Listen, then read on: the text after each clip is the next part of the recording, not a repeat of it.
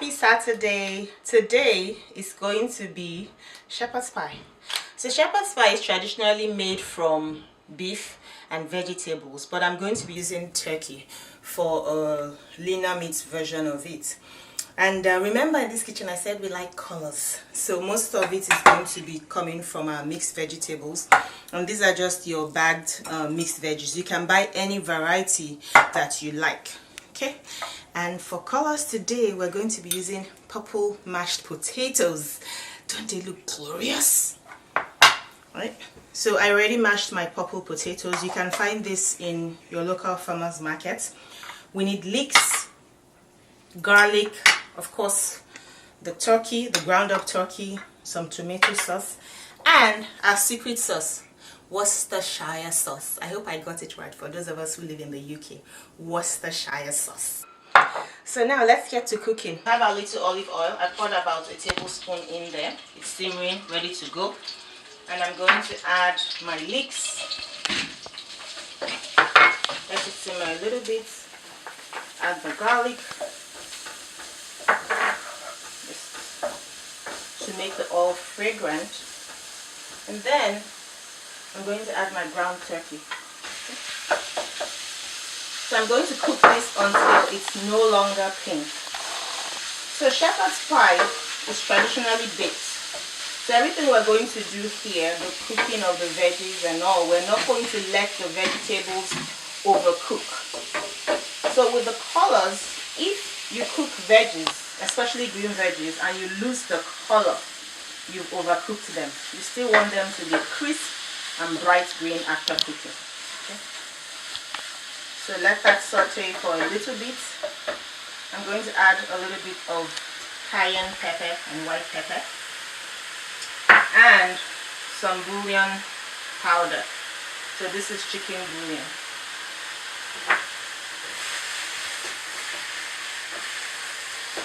I'm going to cook this until it loses its pink color. Now I'm going to add some of the sauce, tomato sauce. I normally throw in a half bit of habanero just to give it some kick, and then when I'm done I'll take it out before I put it into the oven. Okay, so while that's cooking I put in the vegetables. So we add our secret sauce, a little bit of the Worcestershire sauce. Let that stir a little bit. At this point you can taste it for salt and pepper. And then I am going to add a tad bit of broth. So this is a half cup mixing container. So essentially I'm adding about a quarter cup of broth.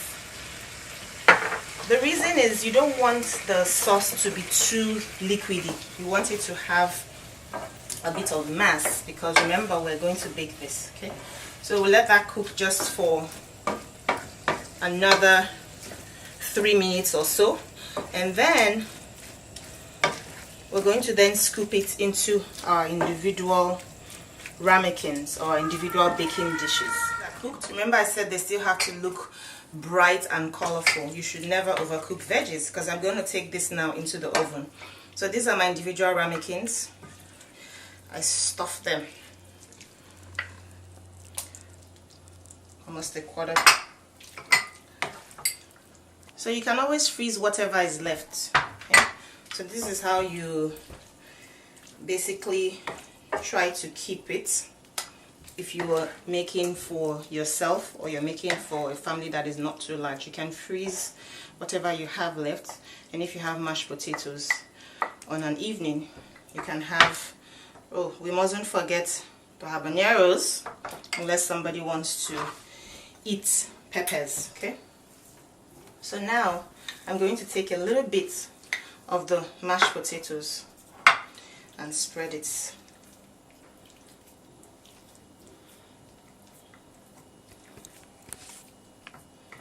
Now we finished spreading the purple potatoes.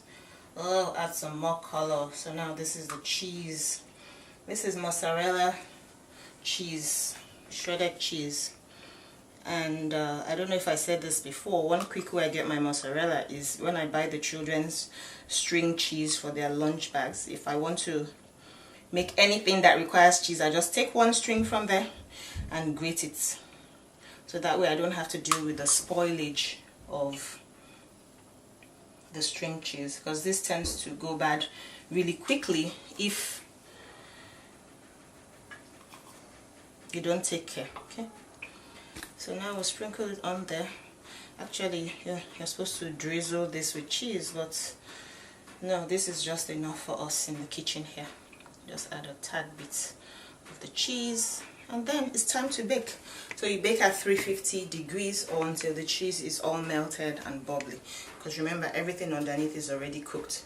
So this is going to bake for maybe about 15-20 minutes. Okay, so let's take it to the oven.